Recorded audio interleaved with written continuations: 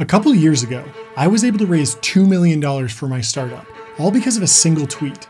There are plenty of entrepreneurs who can raise money quickly because they already know all of the big VCs, but this was cold outreach to an investor that I'd never met before. But I knew this would work because I was using a 3-step framework that is pretty much guaranteed to get you a meeting with a VC if executed properly. Fundraising is often confusing and frustrating for early-stage entrepreneurs, but it doesn't have to be. Follow the steps outlined in this video, and you'll be having pitch meetings with plenty of venture capitalists in no time. I've raised money 10 different times now, and even though each time was slightly different, every successful fundraise follows this same fundamental pattern. Today, I'm going to tell you how I raised $2 million for my company using Twitter. It's a pretty funny story, actually. Here's the tweet that brought in $2 million.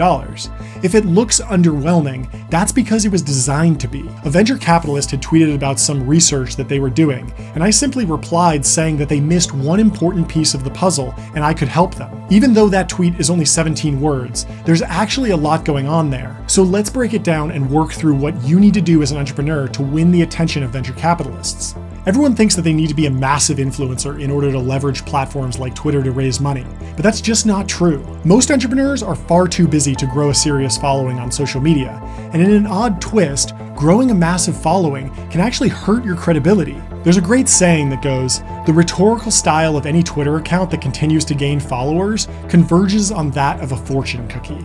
And I've certainly seen this in practice. Endless growth requires endlessly broadening your appeal. But that leads to a kind of lowest common denominator type of content that anyone can understand.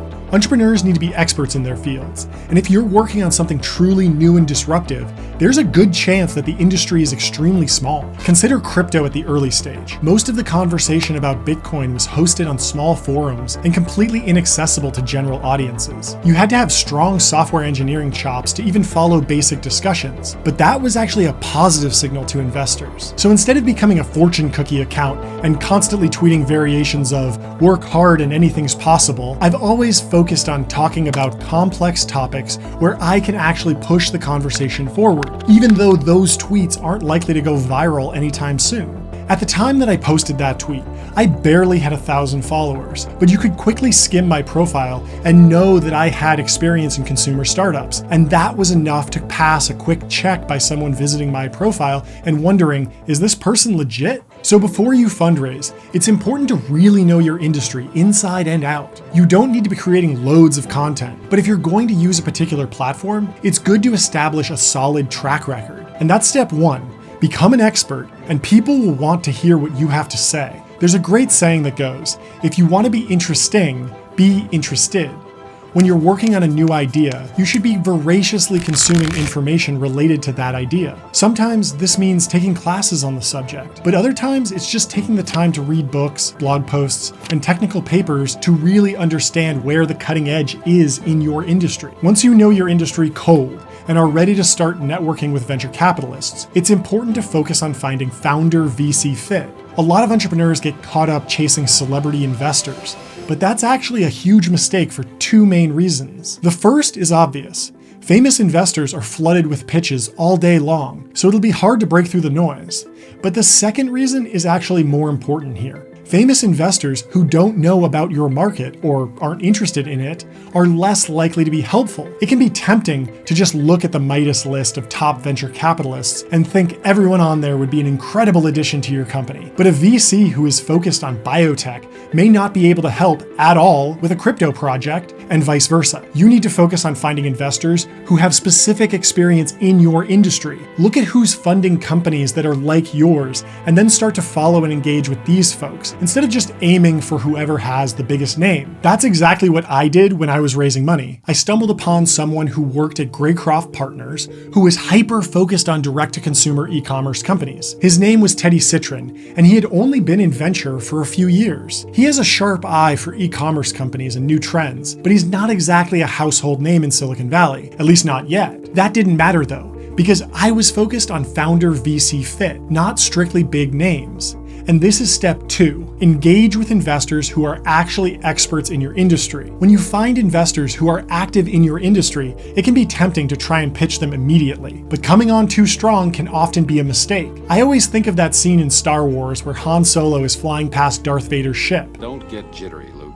There are a lot of command chips. keep your distance, though, Chewie. But don't look like you're trying to keep your distance. I don't know.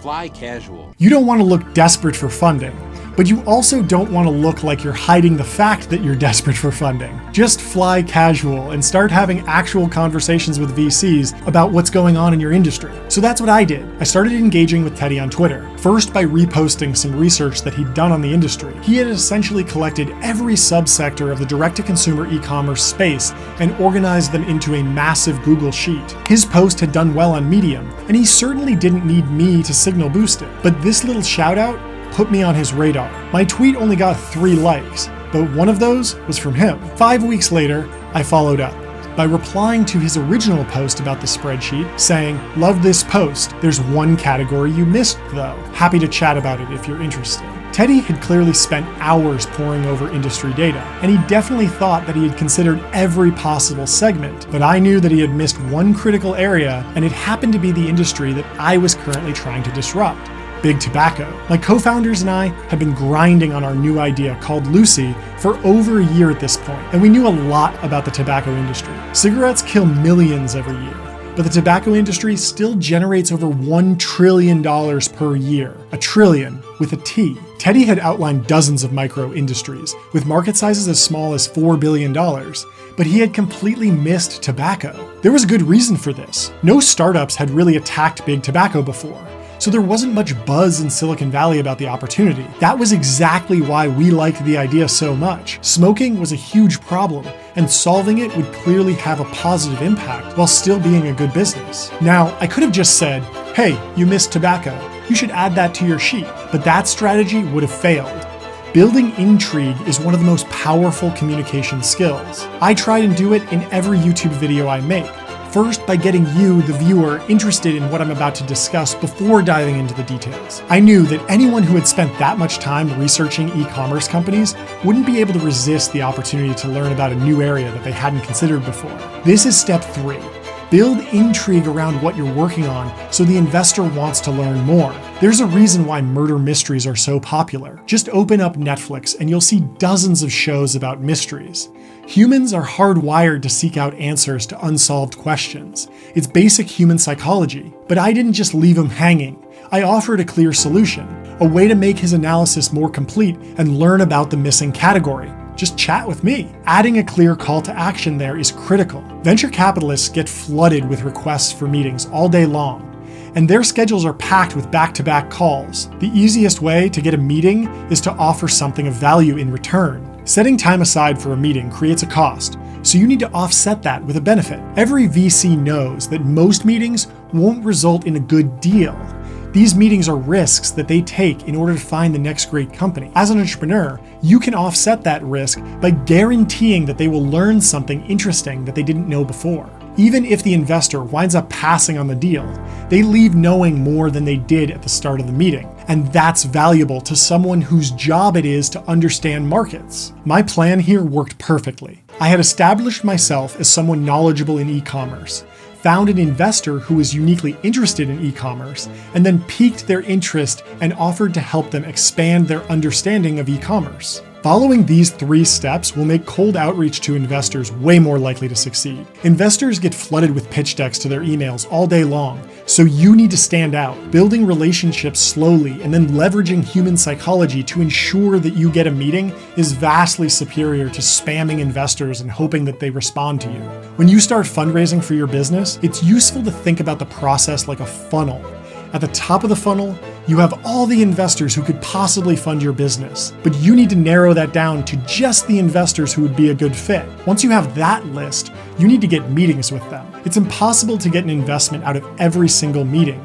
Even incredible companies like Facebook and Google had meetings where investors passed on the opportunity to invest. So your job is to make sure that when you reach out to an investor, they take the meeting. Following this 3-step plan will make sure that you get those meetings and don't waste your time reaching out to dozens of investors who just ignore you. Now, to be fair, when I sent this tweet, I already had a pretty significant startup experience under my belt. I'd co-founded Soylent and raised over $75 million for that business. But I really think that doesn't matter all that much. When I was still in college, I used the exact same technique to get in touch with Jim Breyer, who had led the Series A in Facebook, and I'd seen giving a talk at Stanford alongside Mark Zuckerberg. In 2012, Breyer and his fund, Excel Partners, were riding high off of the Facebook investment, but I was still able to chat with him on Twitter just by following his work and sending him the occasional thoughtful message. It was super inspiring at the time, and a big reason why I felt that starting a company in Silicon Valley would be a great move for me.